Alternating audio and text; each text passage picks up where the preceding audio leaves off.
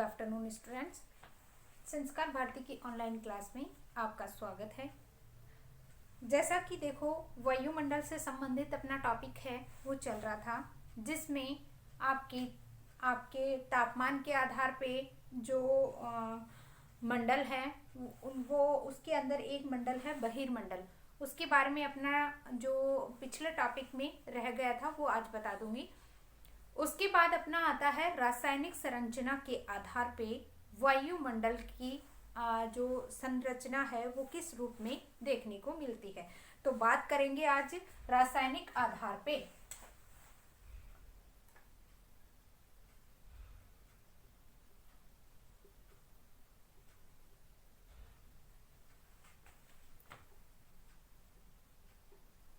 रासायनिक आधार पर संगठन, ठीक है। देखो, सबसे पहले एक जो तापमान के आधार पे जो परत बच गई थी उसके बारे में बता देती हूँ। लास्ट है तुम्हारी बहिर्मंडल। तापमान के आधार पे कितनी परतें थी? 5 परतें थी। उसमें लास्ट है आपका बहिर्मंडल। इसको क्या कहा जाता है? थर्मोस्फीयर भी कहा जाता है, आयतन मंडल भी कहा जाता है, और इसको क्या कहा जाता है? तापमंडल भी कहा जाता है। इस पांचवी मंडल को, पांचवी परत को अलग अलग नामों से जाना पांचवी परत को क्या है? अलग अलग नामों से जाना जाता है। बहिर्मंडल, थर्मोस्फीयर, आपका आयतन मंडल और तापमंडल के नाम से भी जाना जाता है। और इसी को क्या है? एक्सोस्फीयर के नाम से भी जाना जाता है।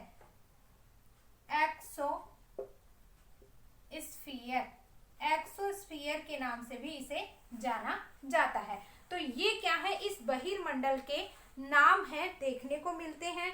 इस मंडल की अगर विशेषता के रूप में मैं आपको बताऊं तो ये क्या है? आपकी 600 से इसकी ऊंचाई है, ऊंचाई 640 किलोमीटर से 1000 किलोमीटर तक देखने को मिलती है। वैसे क्या है, अगर देखा जाए लिखित रूप में, इनकी परत के रूप में क्या है, इसकी ऊंचाई का जो अध्ययन किया गया वो 640 किलोमीटर से 1000 किलोमीटर तक देखने को मिलता है। और अनंततः ये क्या है? 10,000 किलोमीटर तक इसकी विशेषताएं पाई जाती हैं। उसके बाद में ये क्या हो जाता है? अंतरिक्ष में विलीन हो जाता है, अंतरिक्ष में ये मिल जाता है। अगर इसकी विशेषताएं आगे देखते हैं तो इस क्षेत्र के अंदर, वायु के अंदर आपका हाइड्रोजन और हीलियम गैस है वो पाई जाती है। कौन सी? हाइड्रोजन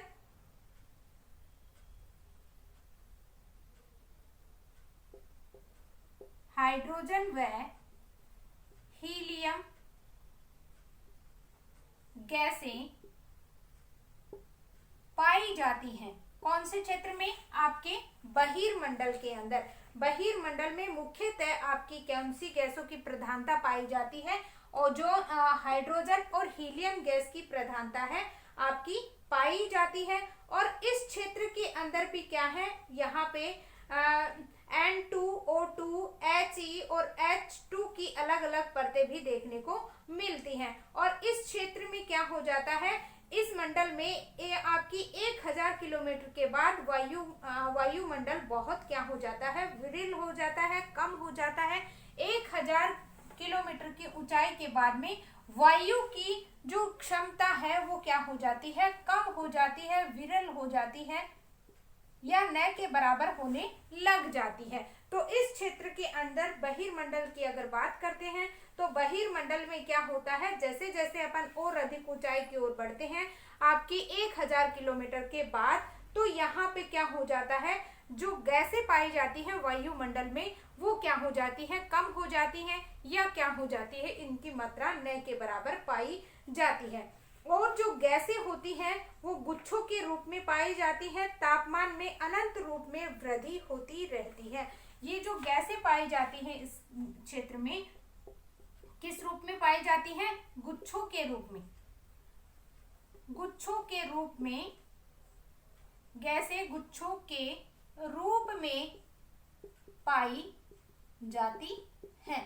ठीक है, कौन से मंडल की बात हो रही है? बहिर्मंडल की। बहिर्मंडल को थर्मोस्फीयर, आयतन मंडल, ताप मंडल और एक्सोस्फीयर के नाम से जाना जाता है। इसकी ऊंचाई 640 किलोमीटर से लेकर 1000 किलोमीटर तक पाया जाता है और जैसे जैसे इसकी ऊंचाई बढ़ती जाती है वैसे वैसे इसके तापमान में और अधिक वृद्धि होती चली जाती है। और 10,000 किलोमीटर की 10,000 किलोमीटर की ऊंचाई के बाद यह अंतरिक्ष में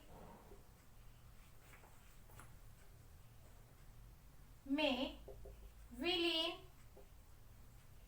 हो जाता है। ठीक है, अंतरिक्ष में ये क्या हो जाता है? विलीन हो जाता है। तो इस तरीके से क्या होता है, आपका अंतरिक्ष के अंदर क्या होने लग जाता है, धीरे धीरे ये क्या हो जाता है, विलीन हो जाता है अंतरिक्ष में।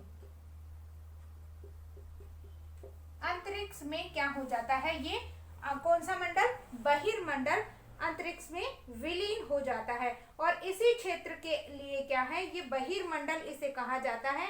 आपका सबसे वायुमंडल का सबसे बाह्य परत, सबसे ऊपरी परत होती है, इसलिए इसे बहिर्मंडल या आयतन मंडल की संज्ञा भी दी जाती है। उसके बाद अपन बात करते हैं रासायनिक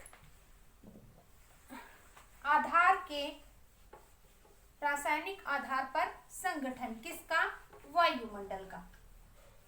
देखो, ये टॉपिक आज कंप्लीट हो जाएगा वायुमंडल का। थोड़ा सा पहले का रिवीजन करा देती हूँ जिससे आपको रासायनिक संगठन है वो आराम से समझ में आ जाए। देखो, वायुमंडल का संगठन, वायुमंडल का संगठन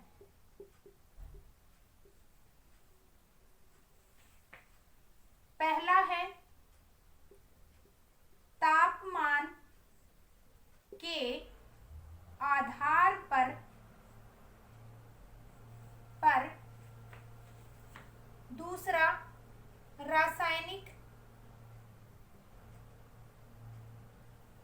रासायनिक संगठन के आधार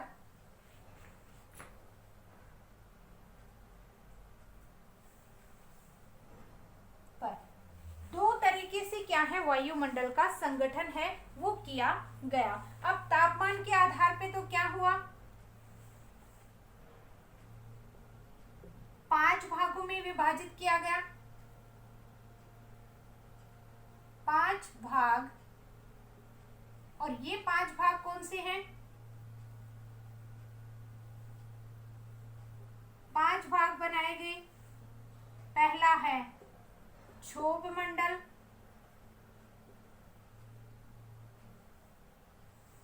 दूसरा है समताप मंडल,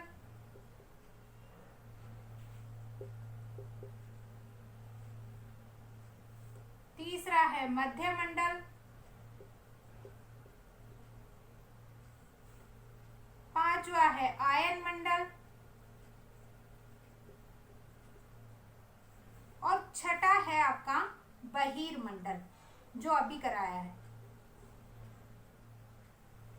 ठीक है, बहिर्मंडल। ऐसे ही आपका क्या है, रासायनिक संगठन के आधार पे सम और विषम 2 मंडल बनाए गए।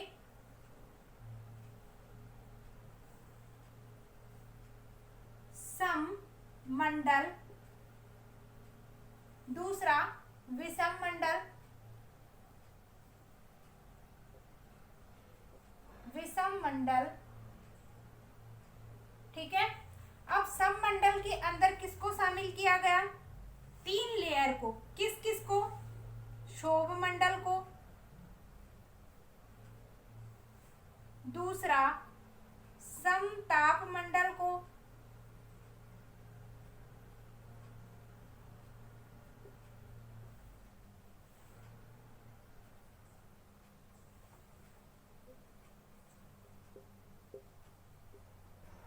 समताप मंडल को, और तीसरा मध्य मंडल।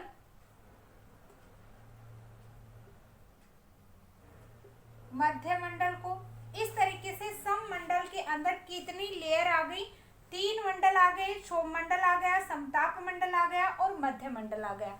ऐसे ही विषम मंडल के अंदर क्या है आपकी? 4th है आयन मंडल, और 5th है बहिर्मंडल। इस तरीके से क्या है आपका रासायनिक संरचना है जो अपन अभी पढ़ेंगे। तो इस आधार पे क्या है आपका 2 तरीके से क्या है वायुमंडल का संगठन है वो किया गया। वायुमंडल की संरचना के बारे में बताया गया कि वायुमंडल का जो संगठन है वो किस रूप के अंदर देखने को मिलता है। इसे आपका बहिर्मंडल, बाह्य मंडल, आपका आयतन मंडल कहा जाता है। इस तरीके से तापमान के आधार पे क्या हो गए 5 मंडल बनाए गए, 5 परतें हैं वो बताई गई। आपके न्यू टाइप का भी क्वेश्चन बनता है। दूसरा आता है आपका रासायनिक संगठन। रासायनिक संगठन की अगर बात करते हैं तो ये क्या है आपका 2 भागों में विभाजित है, सम मंडल और विषम मंडल। सम मंडल के अंदर आपकी 3 लेयर आती है, 3 मंडल आते हैं, क्षोभ मंडल, समताप मंडल, मध्य मंडल, और विषम मंडल के अंदर आयन मंडल और बहिर्मंडल। अब इसका स्क्रीनशॉट ले लीजिए पहले तो।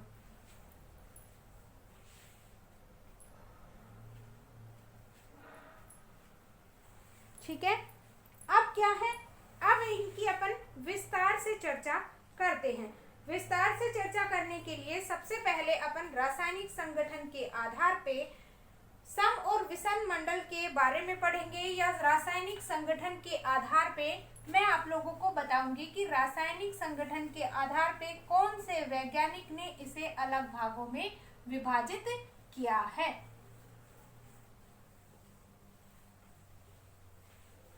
ठीक है,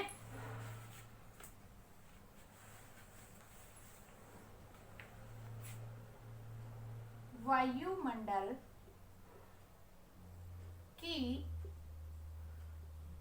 वायुमंडल का रासायनिक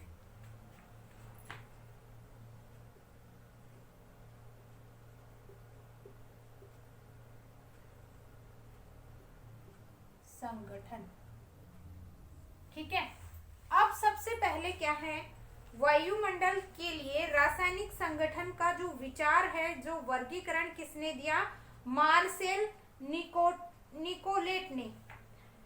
रासायनिक आधार पे क्या है 2 भागों में इसे बांटा गया। किसने?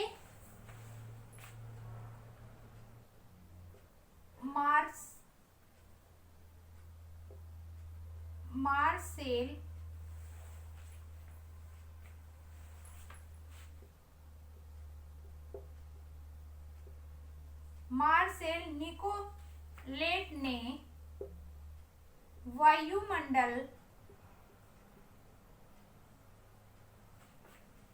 को रासायनिक संगठन के आधार पर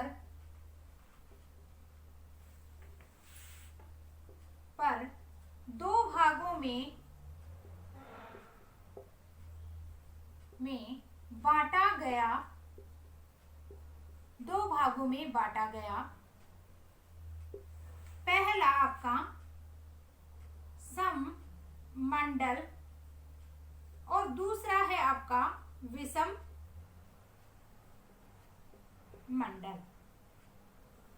देखो सम मंडल को क्या है मार्सेल निकोलेट ने क्या है सम मंडल को होमोस्फीयर और विषम मंडल को हेट्रोस्फीयर के नाम से भी जाना जाता है।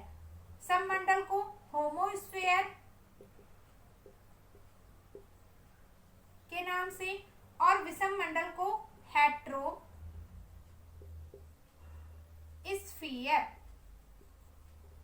हेट्रोस्फीयर के नाम से भी इसे जाना जाता है। देखो सममंडल की अगर बात करते हैं, होमोस्फेयर की अगर बात करते हैं, तो इस मंडल में गैसों के अनुपात में परिवर्तन नहीं होता है। इसकी ऊंचाई धरातल से 90 किलोमीटर तक पाई जाती है। देखो इस क्षेत्र के अंदर, देखो जैसे मान लो आपके तापमान के आधार पे जो अलग अलग मंडल बनाए गए थे, उनके अंदर क्या है आपकी, जैसे क्षोभ मंडल है, क्षोभ मंडल में जैसे जैसे अपन ऊंचाई की ओर जाते हैं तापमान क्या होता है, घटता चला जाता है। वैसे ही अपन ऊपर की ओर जाते हैं तो आपका समताप मंडल आ जाता है। समताप मंडल में क्या होता है, तापमान सम होता है।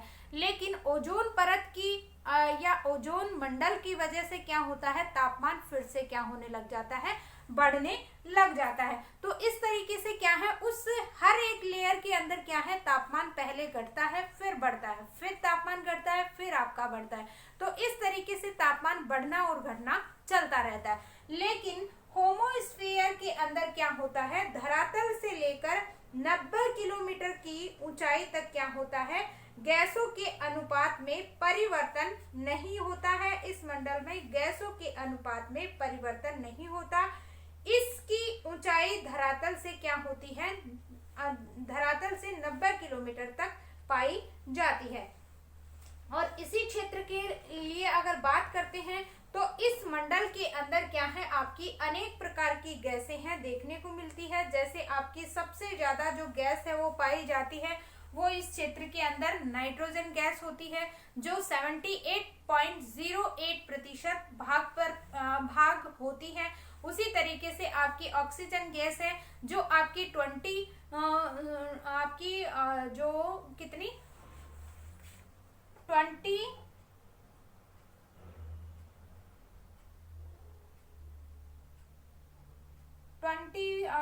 लगभग आपकी 21 के प्रतिशत लगभग पाई जाती है। 21 के लगभग प्रतिशत के लगभग आपकी क्या है, ओजोन गैस है इसके अंदर देखने को मिलती है। और इसी भाग के अंदर आपकी अनेक प्रकार की गैसें हैं, जैसे आपकी हीलियम है, कार्बन डाइऑक्साइड गैस है, आपकी क्रिप्टॉन है, जीनोन है, हाइड्रोजन है। अनेक प्रकार की गैसें इस क्षेत्र के अंदर पाई जाती हैं। और इस क्षेत्र के अंदर अगर बात करें तो इसी क्षेत्र के अंदर आपका रासायनिक जो संगठन है वो इन 3 मंडलों से मिलकर क्या है, आपका बना हुआ है। और गैसों के अनुपात में परिवर्तन है वो नहीं होता है। तो सबसे पहले बात कर लेते हैं आपके सममंडल की,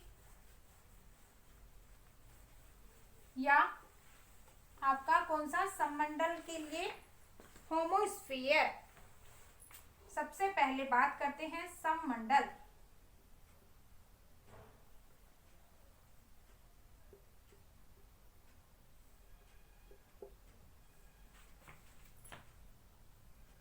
इसकी ऊंचाई धरातल से 90 किलोमीटर तक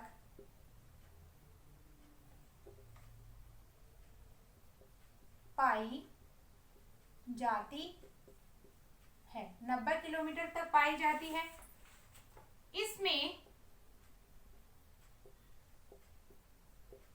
अनेक गैसें जैसे नाइट्रोजन,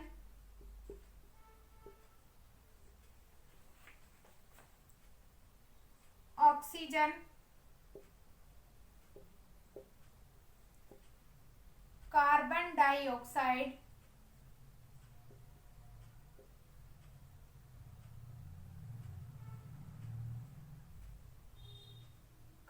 डाइऑक्साइड, नियोन,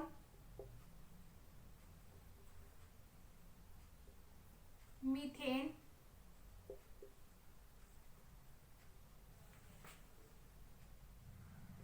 जीनोन आदि पाई जाती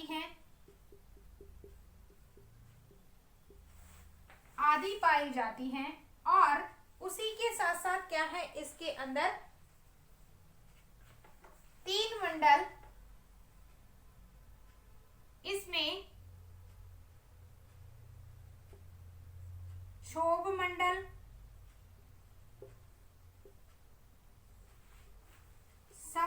तापमंडल,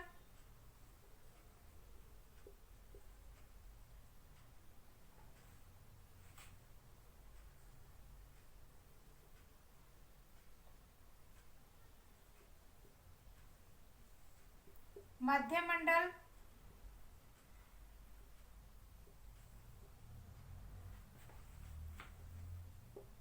परतें पाई जाती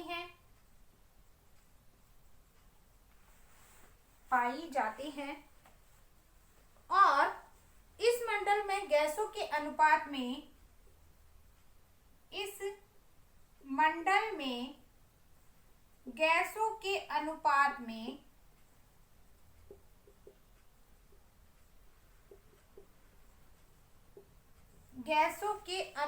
में परिवर्तन नहीं होता,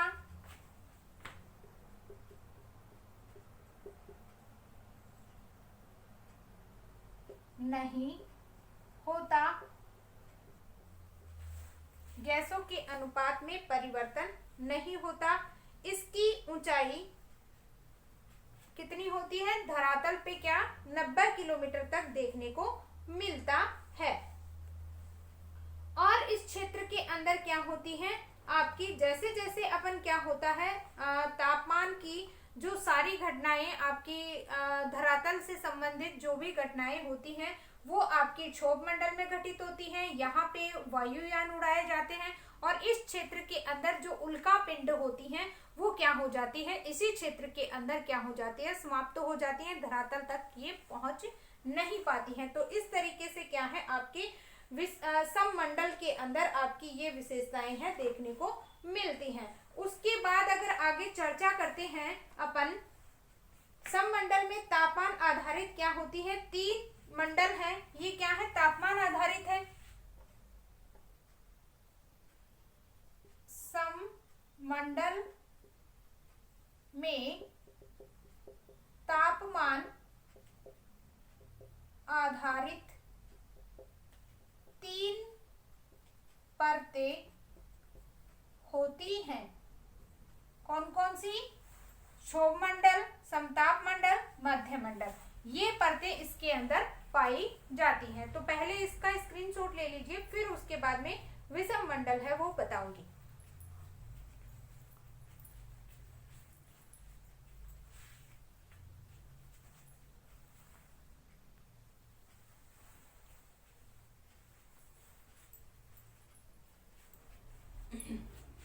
उसके बाद आता है आपका विषम मंडल।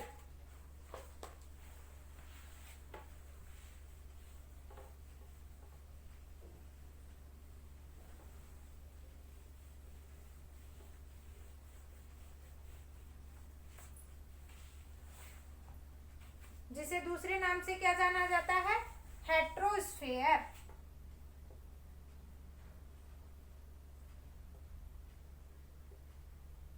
विषम मंडल, हेट्रोस्फीयर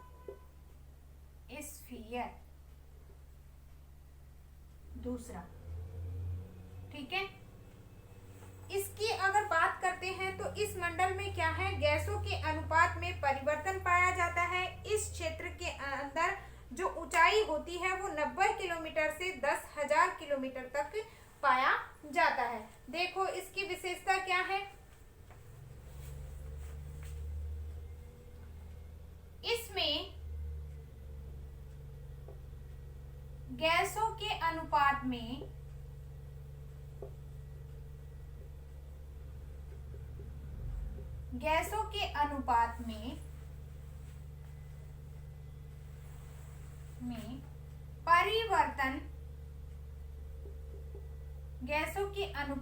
परिवर्तन पाया जाता है। गैसों के अनुपात में परिवर्तन पाया जाता है। ऊंचाई कितनी होती है, 90 से लेकर 90 किलोमीटर से 10,000 किलोमीटर तक पाई जाती है। किलोमीटर तक इसकी लंबाई है, ऊंचाई है वो पाई जाती है। और जिसमें विभिन्न गैसों की आणविक परतें पाई जाती हैं, जो ऊंचाई के अनुसार आपकी अभी बता दूंगी मैं आपकी, जिसमें विभिन्न गैसों की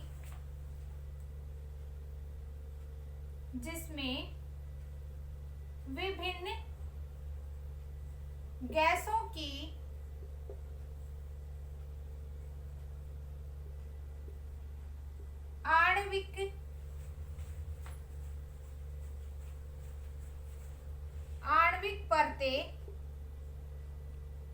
पाई जाती हैं। अब देखो आणविक परतें हैं वो कौन कौन सी हैं और किस रूप में देखने को मिलती हैं। जैसे मान लो ये आपका कोई भी एक आणविक परतों की अगर चर्चा करते हैं तो इस रूप में आणविक परतें हैं वो देखने को मिलती हैं। जैसे इस तरीके से सबसे पहले अगर देखते हैं तो आणविक परतें ऊपर ही ऊपर आपकी हाइड्रोजन परत, आणविक हाइड्रोजन परत सबसे पहले,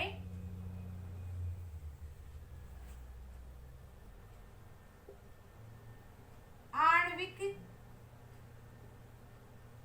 हाइड्रोजन परत, आणविक हाइड्रोजन परत, ठीक है। दूसरी है, इसकी ऊंचाई कितनी है, 10,000 की ऊंचाई तक ये क्या है, पाई जाती है। दूसरी क्या है आपकी, परतों में ना देख के ऐसे ही देख लो आप तो, ठीक है। उसके बाद आपकी पाई जाती है उसके जस्ट नीचे हीलियम परत,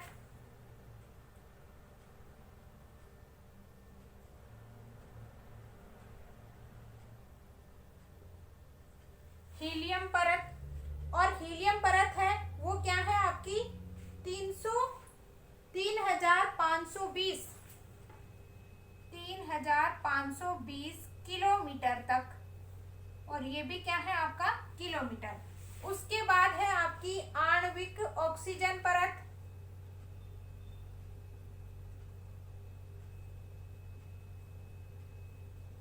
ऑक्सीजन परत, ऑक्सीजन परत है वो कितने तक है आपकी 1120 किलोमीटर तक। और लास्ट है आपकी नाइट्रोजन, आणविक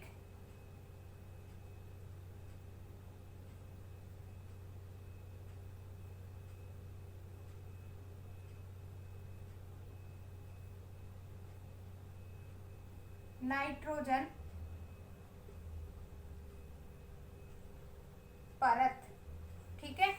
ये क्या है आपकी लास्ट 200 किलोमीटर, और इसके जस्ट नीचे आपकी कौन सी है, कौन सी स्टार्ट हो जाती है, क्षोभ मंडल, यहां से 90 किलोमीटर। यानी कि जैसे मान लो अगर इसको मैं आपको समझाती हूं तो इस क्षेत्र के अंदर आपकी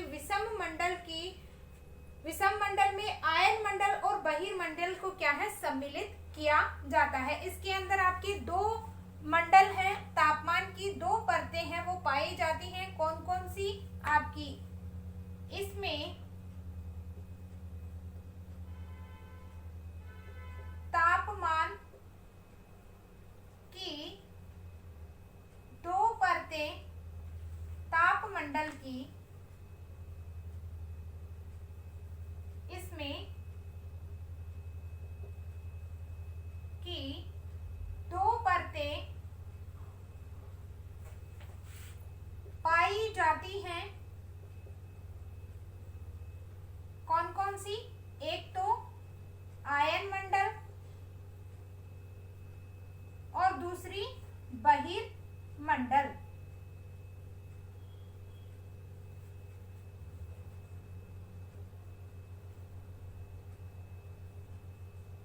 ठीक है। देखो सबसे पहले क्या है, रासायनिक संरचना का रासायनिक संरचना का जो गठन है वो किसने बताया? मार्सेल निकोलेट के द्वारा बताया गया। किसके द्वारा? मार्सेल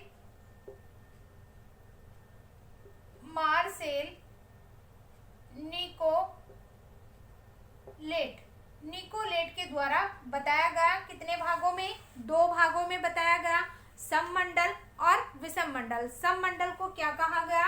आपका मेसोस्फेयर कहा गया और विषम मंडल को हेट्रोस्फेयर कहा गया। विषम मंडल के अंदर तापमान के आधार पे जो परतें पाई जाती हैं वो दोनों आयन मंडल और बहिर्मंडल इसके अंदर सम्मिलित किया जाता है, जिससे इसकी ऊंचाई कहां से कहां तक हो गई?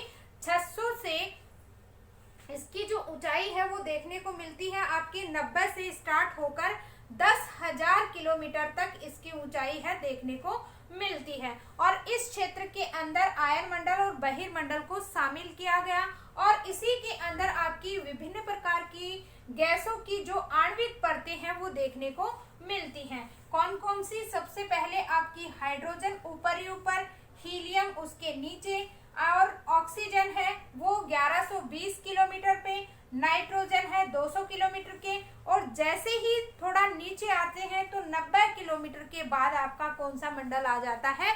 आपका सममंडल है वो आ जाता है। यानी कि नीचे की ओर बात करते हैं तो यहाँ पे आपका कौन सा मंडल होता है? सममंडल। और ये क्या है आपका? विषम मंडल। ठीक है, तो इस आधार पे आपका सममंडल और विषम मंडल दोनों समझ में आ गए होंगे कि जिस तरीके से रासायनिक आधार पे या अपन ने क्या है तापमान के आधार पे 5 परतें पढ़ी थी, वैसे ही आपका क्या है रासायनिक संरचना का आधार है। यानी कि तापमान के आधार पे अपन ने 5 परतें पढ़ी थी, लेकिन रासायनिक आधार पे उनको क्या कर दिया गया? 2 भागों में बांट दिया गया। किसको? तापमान को ही। ऐसे याद करना, सबसे पहले आप क्या है तापमान के आधार पे याद करना। जैसे ही तापमान के आधार पे याद हो जाएगा तो रासायनिक वाला अपने आप समझ में आ जाएगा। सिर्फ रासायनिक है वो किसके द्वारा दिया गया? मार्सेल निकोलेट के द्वारा दिया गया। उन्होंने 2 हिस्सों में बांटा, सम और विषम, मेसोस्फेयर और हेट्रोस्फेयर 2 भागों में विभाजित किया गया। सम के अंदर आपके 3 मंडल आते हैं और तीनों मंडल क्या है आपके? जो इसमें गैसों के अनुपात में क्या होता है? सम मंडल के अंदर तो आपका परिवर्तन है वो नहीं पाया, परिवर्तन होता है, और इसके अंदर क्या होता है? परिवर्तन है वो सम मंडल में परिवर्तन नहीं होता है और इसमें परिवर्तन पाया जाता है विषम मंडल में। तो इस आधार पे रासायनिक संगठन है वो आपका कंप्लीट हुआ। स्क्रीनशॉट ले लीजिए आप। ठीक है, तो वायुमंडल की संरचना है वो आज अपनी कंप्लीट हो गई है।